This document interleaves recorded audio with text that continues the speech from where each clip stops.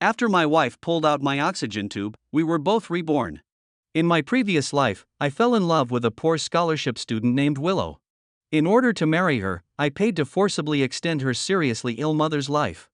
I gave her jewelry worth over 100 million yuan and spent millions investing in her money-losing, women-only bar venture. What I didn't expect was that after a car accident left me hospitalized, she personally pulled out my oxygen tube. Because Willow never loved me.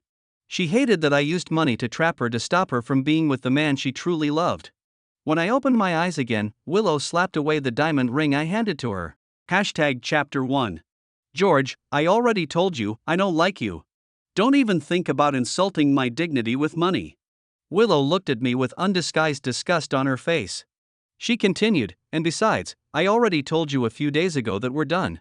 Stop pestering me. After speaking, she walked over to Makoto, grabbed his hand, and said, "The one I like is Makoto. I'll only be his girlfriend. No matter how expensive the gifts you give me are, I won't accept them." A group of onlooking students were whispering to each other with curiosity and excitement. Only then did I realize I had been reborn back to the year when Willow was graduating from university. A few days ago, she had broken up with me. So I spent 30 million yuan to buy a pink diamond ring, followed her to school, and tried to win her back. In my previous life, the moment she saw the ring, she had been so excited that she immediately put it on her finger. But this time, before I even opened the box, she raised her hand and smacked the ring case out of mine. So I said coldly, "Willow, you're way too full of yourself.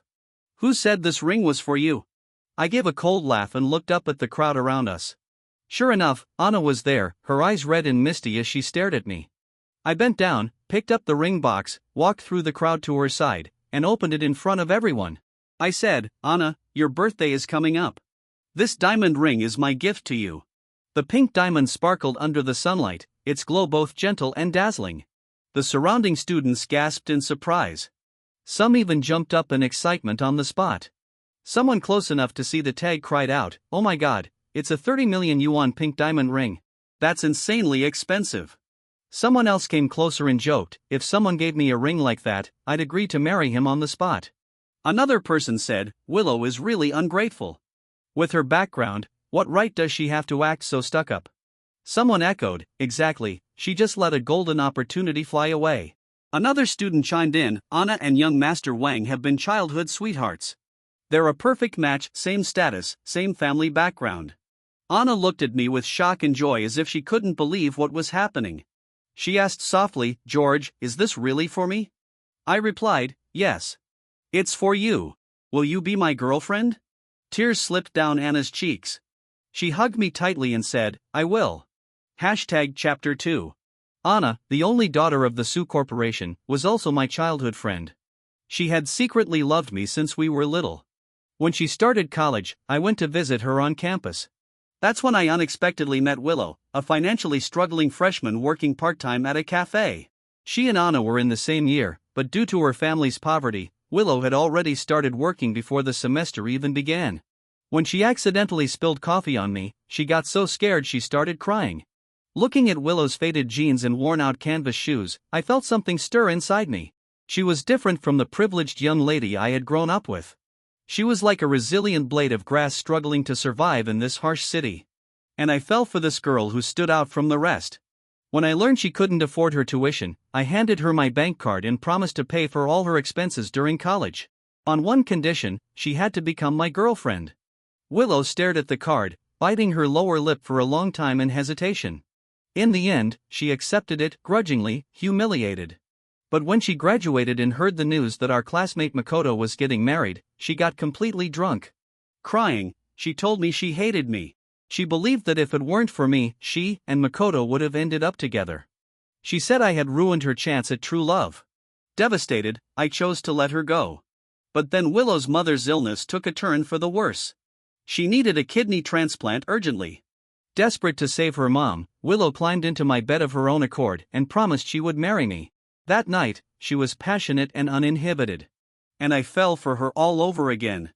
But after we got married, Willow became emotionally distant, cold even. Until the day I was in a car accident.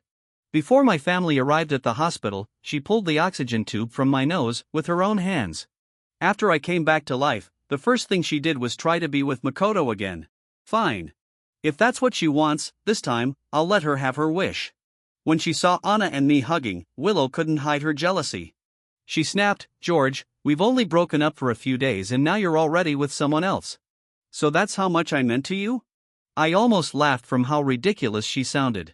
For 4 years of college, I spent more money on her than I could count. I got her sick mother into the best private hospital, bought the most expensive imported medicine. Yet to her, it was all nothing special. Makoto cut in, Willow, don't bother with him. I have a gift for you too. As he spoke, Makoto knelt on one knee and pulled out a small cheap jewelry box. He said, Willow, I thought we were going to miss each other for good. I'm so glad you finally looked back and saw me. Then he opened the box. Inside lay a ring shimmering faintly in gold. Willow picked it up joyfully. Makoto gazed at her with deep affection. Willow, this is a ring I polished myself using a 5-cent coin. It took me half a year. He added, I even engraved your name inside the band to show how much I love you. Then he asked, so, such a precious gift, do you like it? Chapter 3. For a brief moment, the crowd fell silent, then chatter erupted like an explosion. Someone said, oh my god, a ring made from a coin. Are they playing house or something? Another added, my little brother's in middle school and even he used his New Year's gift money to buy me a solid gold ring for my birthday, over 3 grams. Yet another voice chimed in, stop it, I'm starting to feel secondhand embarrassment. If word gets out, won't students from other schools laugh at us? I need to go look at that pink diamond again and cleanse my eyes. A flicker of embarrassment crossed Willow's face. Before her rebirth, she might have been touched by such a gift. After all, Makoto had made it with his own hands, cheap as it was, it still held his sincerity. But in her previous life, Willow had lived in a luxury villa with me. She dined on gourmet delicacies, wore the latest seasonal collections from high-end brands, and every little piece of jewelry she owned was worth millions. She was no longer that college girl in faded canvas shoes and washed-out jeans. Willow glanced at me. Seeing that I was waiting to watch her squirm, she quickly slipped the ring onto her finger and smiled. Compared to people who just throw money around to buy gifts, something handmade truly shows the heart behind it. Then she helped Makoto up from the ground, and the two of them walked off hand in hand. Graduation for the senior class had already taken place, and students were leaving campus one after another. Makoto hadn't found a place to live yet, so Willow returned to the dorm with him to pack his things, then invited him to move into her apartment. Carrying their luggage, the two of them pedaled laboriously on shared bikes, finally arriving at the building. Willow said, don't worry, Makoto. It won't be long before you land that job at Chan Corp. Once that happens, we'll start saving for a car of our own. As she encouraged him, Willow leaned wearily against the door, reached out, and entered the passcode. But the electronic lock responded with a cold mechanical voice, incorrect password. Willow froze, then tried twice more. Still wrong. Willow. Are you sure this is the right place? Makoto asked gently. Willow slammed her hand against the door in frustration. I didn't get the wrong place. She huffed, George must have changed the password on purpose just to make me beg him for forgiveness. She pulled out her phone and dialed my number. She said, George, is this your little hard-to-get act? You really think changing the lock will make me crawl back to you? If you don't want me to hate you even more, you'd better open this door. Now. Chapter 4. At that moment, I was at the mall shopping with Anna. When she heard Willow's voice on the phone, she nervously tugged at the corner of my shirt. I smiled and gently held her hand. In my past life, after I died, Anna had thrown herself onto my body crying until she fainted more than once. Compared to Willow, she was the one truly worth cherishing. I said, Willow, we've already broken up. And if I'm not mistaken, that apartment belongs to me, doesn't it? Willow's face instantly darkened. But with Makoto standing beside her, she had no way to unleash her anger on me. She said, then at least open the door. I need to grab my stuff. I pretended to be surprised. Oh, I didn't know you had anything in there. She replied, my clothes and personal items are all inside. I let out a short laugh and said, Willow, weren't all those things bought with my money? How do they count as yours? What now, breaking up isn't enough, you still want to take advantage of me? Through gritted teeth, Willow spat, fine. George, just you wait. Even if you come crawling back to me one day begging, I'll never forgive you. Before she could finish, I hung up. That line should have been mine to say to her. Makoto held Willow tightly and said with pity, George is way out of line. Who does he think he is treating you like that? Don't worry, one day I'll make something of myself. Willow, I still have some money. Let's go rent a place and get settled first. Willow's eyes turned slightly red, clearly touched. She said, "You've got an interview in a few days, you need to eat and rest well. Let's stay in a hotel nearby for a few nights, and once you land the job, we'll rent an apartment close to your office." Willow led Makoto to a 5-star hotel near the apartment complex. Out of habit, she reached for the hotel's black card, but after fumbling around for a while, she realized something. She wasn't married to me in this lifetime yet. Naturally, the black card she'd gotten used to using in her past life wasn't with her now. Awkwardly, Willow gave a stiff smile and pulled out a regular bank card. She said, "I'll take a suite. Something quiet." The front desk responded, "Certainly, miss. That'll be $3,888 per night." Hearing that, Makoto quickly grabbed Willow's arm. He urged, "Willow, are you crazy? That's enough to rent an apartment for 2 whole months." But Willow calmly said, "It's fine. There's money on the card." A second later, the hotel receptionist smiled apologetically. "I'm sorry, miss, your card has insufficient funds." Chapter 5. Willow looked completely stunned. How is that possible? She took back the bank card. It was the same card I'd given her back in freshman year, a supplementary card tied to my account. She had used it for nearly 4 years. In Willow's mind, it had already become hers. It never occurred to her that I might cancel it. Her face instantly darkened. Grabbing Makoto, she stormed out of the hotel. "Willow, what's wrong?" Makoto asked cautiously. Pressing her lips together, Willow said, "Makoto, how much money do you have on you? Maybe we should just find a cheaper hotel for now." Makoto hesitated. "Hotels are too expensive. I don't have much left either. Actually, a few days ago I found a 1-bedroom apartment through an agent. Why don't we go rent it now? It'll be more cost-effective than a hotel." Willow reluctantly nodded. "All right. Let's make do for now." And so, burdened with bags, Willow and Makoto moved into the small rental unit. It wasn't big, barely 50 square meters. Willow walked in, took one look around, and frowned slightly. The entire apartment wasn't even as large as the living room and the place I had her living before. Makoto's uneasy voice broke the silence. "This place, it's definitely nowhere near what you're used to. We'll just have to manage for now." Willow shook her head and said, "Small places feel cozy. I actually like homes like this. That huge apartment George put me in before. I never got used to it anyway." Makoto lit up with joy. "Don't worry, I absolutely won't treat you like he did.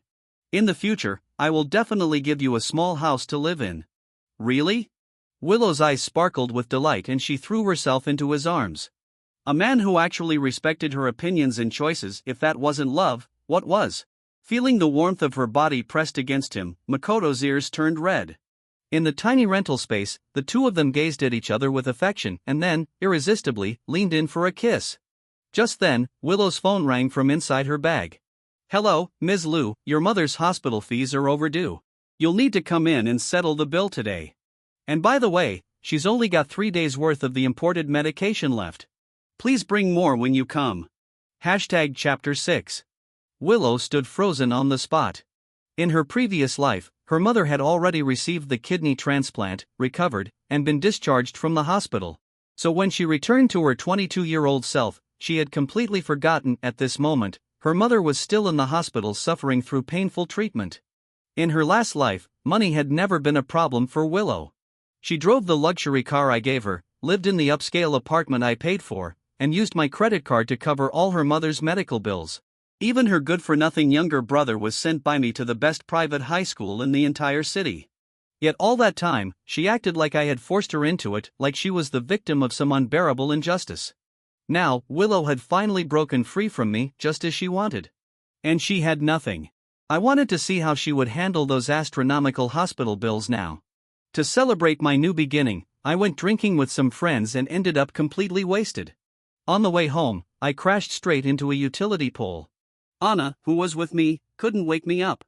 Panicked and crying, she finally called 911 and got me rushed to the hospital. I slept through the whole night, and Anna stayed by my side the entire time. The next morning, just as I was getting ready to leave, I saw Willow in the hospital lobby. Choking back tears, she pleaded, "Doctor, please keep treating my mom. I'll pay the bill in a few days, I promise. She clung desperately to the doctor's white coat, her face full of begging sorrow. The doctor shook his head. It's not that I don't want to treat her. But hospital policy is strict and I'm just a regular doctor, I don't have that kind of authority. You should try reaching out to friends or relatives. See if you can gather the money quickly. With that, Dr. Yang brushed off Willow's hand and turned to leave. Willow collapsed into a chair, her eyes red with frustration.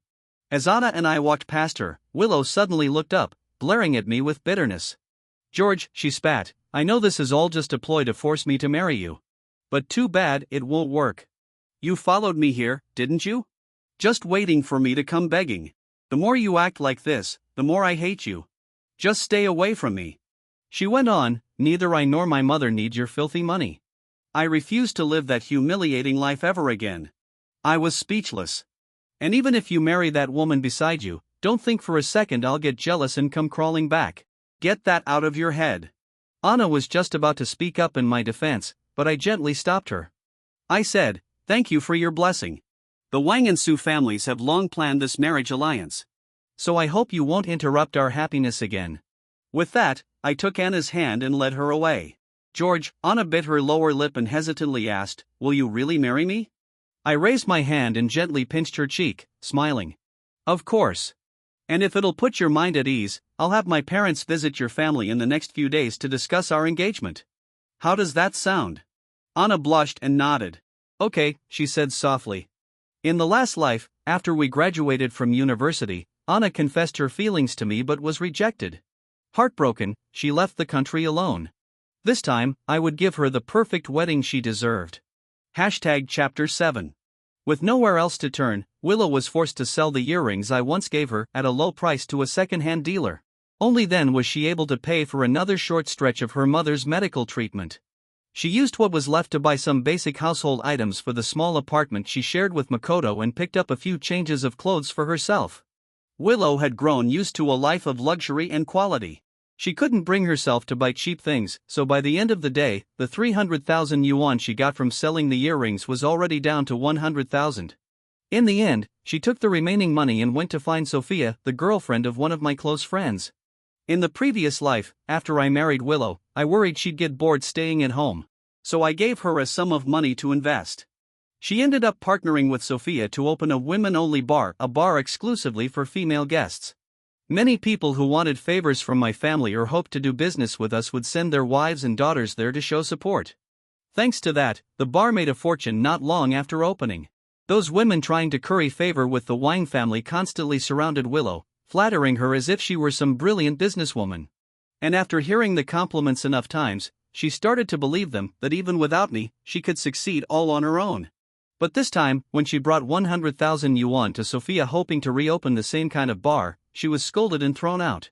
Sophia said, "You think you can open a bar with just 100,000? Do you even know the rent in the area you're talking about? It's tens of millions a year. I really don't get what young Master Wang ever saw in you. He spent so much money on you and not only are you ungrateful, you act like it was all some kind of humiliation. You've got so much pride, so what are you doing here begging me now?" Willow stared at Sophia in shock. She said, "Didn't you once say I was your best friend?" Sophia took a step back, just as shocked. "What are you talking about? Even if I lost my mind, I'd never say something like that. You were just a broke country girl. If it weren't for young Master Wang, I would never have crossed paths with someone like you in my entire life." In her previous life, after they opened the bar together, Sophia really had said things like that to Willow.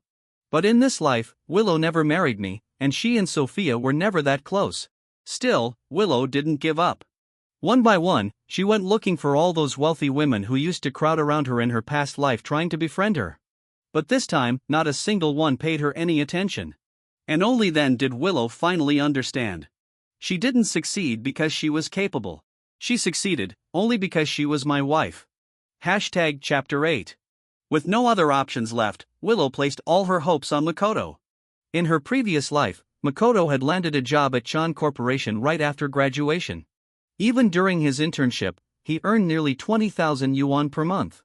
But what Willow didn't know was that it was because I had feared she might get involved with Makoto again, so I arranged for him to work at a friend's company. This time, Makoto wasn't so lucky. When Willow returned to the apartment she shared with Makoto, he was still wearing his interview suit standing in the kitchen cooking. Willow asked, "How was it? Did it go well today?" She placed a bottle of red wine on the dining table. Makoto gave a bitter smile and said, "Chan Corporation's recruitment requirements are too strict. I'll try another company tomorrow." "What?" Willow's eyes widened in disbelief. After a while, she shouted in anger, "It must be that bastard George. He must have done something behind the scenes to force me to go back to him. I'm going to confront him right now."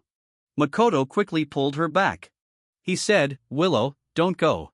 This has nothing to do with George." Willow asked, "Why not? Are you just afraid of George?" Her face was filled with confusion. Makoto sighed and said, "I looked at Chan Corporation's public hiring records over the past few years and I found that they haven't hired anyone with less than a master's degree in the past 3 years. Willow slumped onto the couch and said, How is that possible?"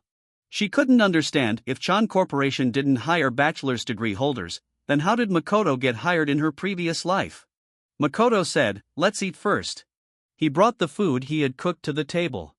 When he saw the red wine, he frowned and said, "Willow, I already spent over 100 yuan today just on pork ribs and shrimp. Even if you have some money now, your mom's medical bills are due again next month. You should learn to live frugally and start saving money, maybe even find a job to help cover living expenses." Willow froze. She didn't expect Makoto to resent her. Her eyes turned red and she bit her lip and said, "I bought this to celebrate your entry into Chan Corporation. That's what I thought would happen today. Besides, this bottle of wine was only a little over 1,000 yuan. It's nothing compared to what I used to drink." Makoto interrupted her, "Willow, do you really think that just because you were with George for a few years you've become a real heiress? Other people might not know your background, but don't you? I thought you broke up with George because you wanted to become independent.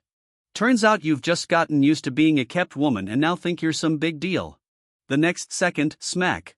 Willow raised her hand and slapped Makoto. Her hands trembled with rage as she choked out, "Makoto, I gave up so much for you and this is what you say to me?" After speaking, Willow turned and stormed off in anger. Makoto rushed forward, wrapped his arms around her and said, "Willow, I was wrong. I just want us to work hard together, that's all I meant. Please forgive me this once, okay?" He was the man she loved, how could she bring herself to leave?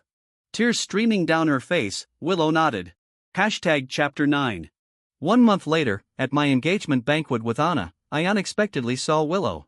She was working at this hotel. Because her major was English, she was responsible for greeting foreign guests. Wearing her work uniform, she looked so different that I almost didn't recognize her. When she had just been reborn, Willow still carried herself with confidence in every move. But now, she looked much thinner. Dark circles surrounded her eyes and even makeup couldn't hide the exhaustion on her face. Just after she finished assisting a foreign guest, she let out a tired, irritated sigh. Then she looked up and saw me standing there with a bouquet of flowers in my hands. Willow immediately straightened up. The frown on her face smoothed out. A lofty, dismissive smirk appeared on her lips. Like a model stepping onto a runway, she walked toward me with graceful confidence. As she looked up at me, I unexpectedly noticed fine crow's feet at the corners of her eyes. The cheap foundation on her face clung in dry patchy clumps. Willow smiled and opened her mouth to speak, but before she could say a word, a female voice rang out, "George." We both turned around at the same time. Anna stood at the hotel entrance bathed in golden sunlight like a fairy. She wore a custom-made gown flown in from France worth 80 million yuan and crystal heels embedded with 888 diamonds. The confidence on Willow's face shattered instantly. Her expression turned stone cold as she quickly stepped between Anna and me. She said, "George, I know you're doing all this just to make me jealous. You deliberately chose the hotel where I work to host your engagement, didn't you? You just wanted me to see Anna looking like this and regret everything. I admit, I'm not living as well as I used to. I was too young. I overestimated the power of love. I'm willing to give you a chance to let you pursue me again." I gave a cold laugh, but before I could reply, the hotel manager rushed over and pulled Willow aside.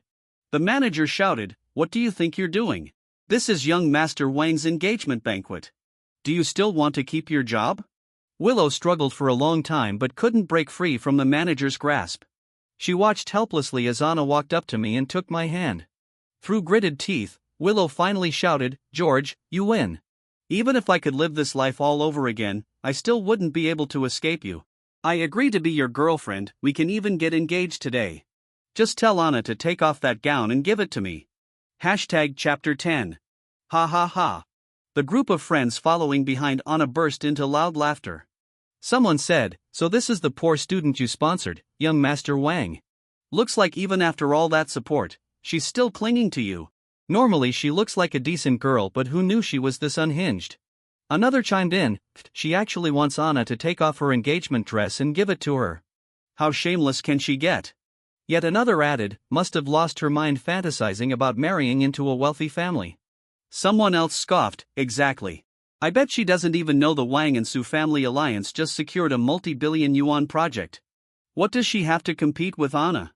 Her? Does she even have a spare 100,000 yuan in her account?" Voices piled on one after another, and Willow's face grew increasingly humiliated. I couldn't be bothered to look at her anymore. I held Anna's hand and was about to walk out of the lobby. "Wait!" Willow called out to stop me. I turned around. She closed her eyes as if making an enormous decision and finally said, "George, I'll be honest with you, I came back from the future. I was reborn. In my previous life, I married you not long after graduating from college. We were married for 3 years. Even though I sometimes looked down on you, for the most part, we were happy. After we got married, I always regretted not ending up with Makoto. That's why, when I came back, I wanted to fix that mistake. But I realized I was wrong. I'd stopped loving him long ago. The person I've always loved has been you. George, I know I'm not as good as Anna. But no matter how rich she is, you don't love her, do you? From beginning to end, the one you've truly loved has only been me." The room burst into another wave of mocking laughter. After my rebirth, the reason I never took revenge on Willow was simple: I wanted her to slowly realize her true place in this world. It's easy to go from poor to rich. But going from rich back to poor, that's a slow, painful decay. Without me doing anything, this once glorious flower was already wilting on her own. Anna clutched my hand tightly, her face red with fury. She snapped, "Willow, why are you so annoying, clinging to me like a leech?"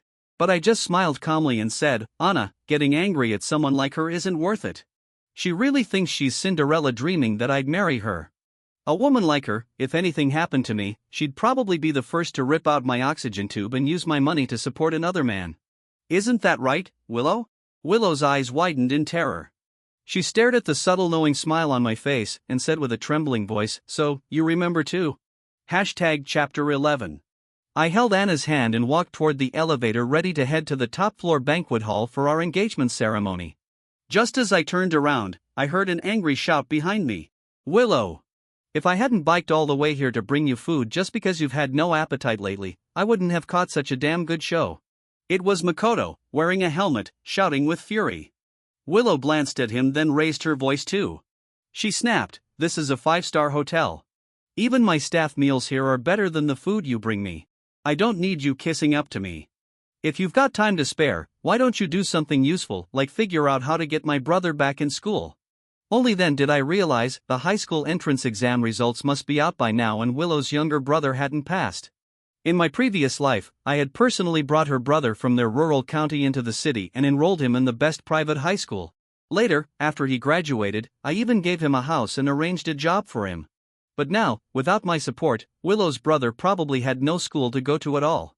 Makoto was so angry he threw the lunchbox he was holding. He cursed, "Willow, how can you even say that? I fronted 3,000 yuan for your mom's medical bills just last month. I've done everything I can to take care of you, cooking different meals every day. But all you do is complain that my river shrimp aren't as good as Australian lobsters, or that my grass carp isn't as fancy as the seafood you used to eat. You really think you're some rich heiress? You think you deserve that life? You want to climb back into George's world? You think he'd actually take you back and marry you?" Willow, always sensitive and insecure, flushed red with humiliation. She shouted, "I used to spend tens of thousands on a single meal. My clothes cost hundreds of thousands, my bags were worth millions. Whatever I wanted, people lined up to give me. If it weren't for you, would I have ended up like this? Other people give pink diamonds as love tokens, and yours was a coin. And you're not even ashamed of it as a grown man." Hearing that, Makoto clapped his hands and burst into loud laughter. "Ha ha ha, Willow, are you still dreaming? You can't even afford your mom's hospital bills and you're still living in some fantasy. You really think people don't know you were working part-time in a coffee shop before school even started, just to cover your living expenses? Sure, you lived the high life with young Master Wang for a few years. But with a family like yours dragging you down, who the hell would actually want to marry you? Let me tell you the truth, I only pursued you because of a bet I made with the guys. And guess what? Today's the last day of that bet. Willow, we're done. I'm dumping you. Chapter 12. A bet? What bet? Tell me, who did you make the bet with and what was it about? Willow was so frantic she started stomping her feet. And I, too, paused at the elevator doors. Could it be that the man Willow had been obsessed with for so long had only gotten close to her because of a stupid bet? Makoto chuckled. The day you spilled coffee on George at the cafe, someone from our class saw it. Later on, during a casual chat, we joked about whether any of us could actually win you over, just to see what it feels like to be with the kind of girl a rich guy likes. They said if I could keep you as my girlfriend for 2 full months, every guy in the class would give me 500 yuan. I didn't think I had a chance, honestly. But to my surprise, I actually did it. Willow screamed, "You bastard!" She lunged at him, furiously scratching at Makoto's face with her nails. Makoto shoved her away and said, "You've only got yourself to blame. I really was willing to take responsibility for you if you had just worked hard with me. Who knew you'd turn out to be so greedy and arrogant?" Right at that moment, Willow's phone rang. Her younger brother's voice came through from the other end. "Sis, they say the private high school in our county is really good and it's only 30,000 yuan per semester. I already registered, just transfer me the money, okay?" Willow felt a buzzing in her ears. She yelled into the phone, "If you didn't get into public high school, then go get a factory job. Where do you get the nerve to ask for money to go to a private school? I can't even afford mom's medical bills and you're still whining about private high school." On the other end, her brother shouted in frustration, "Willow, you're the one who promised to pay for me to go to private school. Now what, you're going back on your word?" Willow, exasperated, hung up the phone. But it rang again. "Ms. Liu, your mother's condition has worsened. We need to proceed with a kidney transplant as soon as possible. Please come to the hospital to discuss treatment with the doctors." After hearing this, Willow's legs gave out and she collapsed to the ground. This time, because they had stopped the expensive imported medication, her mother's condition had worsened earlier than expected. After a long moment, Willow slowly lifted her head, her expression full of panic, eyes brimming with tears. Still on her knees, she crawled toward me on all fours. "George, no, young Master Wang, I'm begging you, please save my mother." Seeing that I remained silent, a familiar humiliating expression, just like the one from our past life, returned to Willow's face. She slowly sat back on her knees, straightened her posture and bowed her head deeply to me. She said, "I was wrong. I beg you, for the sake of what we once had, please save my mother." Chapter 13. I said, "If it's already this miserable, then you might as well die and get it over with." Those were the exact words Willow had whispered in my ear right before she pulled out my oxygen tube in my previous life. Now, I was simply giving them back to her. Word for word. I added, "Besides, aren't you good at pulling out oxygen tubes? Go back to the hospital, do it again. You're already practiced." Willow knelt on the floor sobbing uncontrollably. Her whole body trembled without restraint. Through choked sobs, she cried out, "I was wrong, I was wrong, I was wrong. It was my own inferiority complex. I knew deep down I wasn't good enough for you, so I kept fantasizing about a love between equals. I really didn't know, that Makoto only said he liked me because of a bet. He ruined me in both lives. 2 whole lives. I know you'll never forgive me, but if you're willing to save my mother, I'm willing to be your servant for life. To serve you forever." As she spoke, she crawled forward trying to cling to my leg. "Get away." Standing beside me all this time, Anna could finally take no more. She kicked Willow hard in the ribs. The nearby security guards who had been watching the scene unfold immediately stepped in and restrained Willow. I said, "Willow, the fact that I haven't retaliated against you is already the last bit of mercy I'll give. Without me, you couldn't afford tuition. Your mother, without access to medication, might have died 2 years ago. And your brother, he'd never have had a chance at education. This life you're living now, this is the life you were always meant for. This ending, it's exactly what you deserved. My patience with you has reached its limit. If you keep bothering me and Anna, don't blame me for forgetting the past altogether." Willow bit her lip, saying nothing. One of the security guards asked, "Young Master Wang, How should we handle her? I said, let her go. The moment they released her, Willow screamed and ran toward Makoto. She pulled out a Swiss Army knife that had been given to her by a foreign guest earlier and drove it straight into Makoto's abdomen. She shrieked, "This is all your fault. You ruined me. You ruined my whole family. Just die already." Willow stared at the blood pouring from Makoto's stomach and suddenly burst into maniacal laughter. But when she heard someone in the crowd mention calling the police, she bolted toward the road. She screamed hysterically, "Do it again. This time doesn't count, I want to start over again. Come on, hit me, I want to be reborn again, hurry." The next second, bang. Willow, like a broken rag doll, was sent flying into the air, then crashed heavily onto the pavement. She seemed to forget the last time she was reborn, it was because I had died. But this time I was very much alive. So there would be no second chance for Willow. Anna, shaken by everything she had just witnessed, teared up. She asked, "George, Willow really died? Does it make you sad?" "No. Because of Willow, I understood even more deeply I must cherish the people who truly love me." I said, "Let's go upstairs. Your parents and mine are probably getting impatient by now." Once we stepped into the elevator, Anna couldn't help but wrap her arms around me. She said, "George, I love you. I love you too."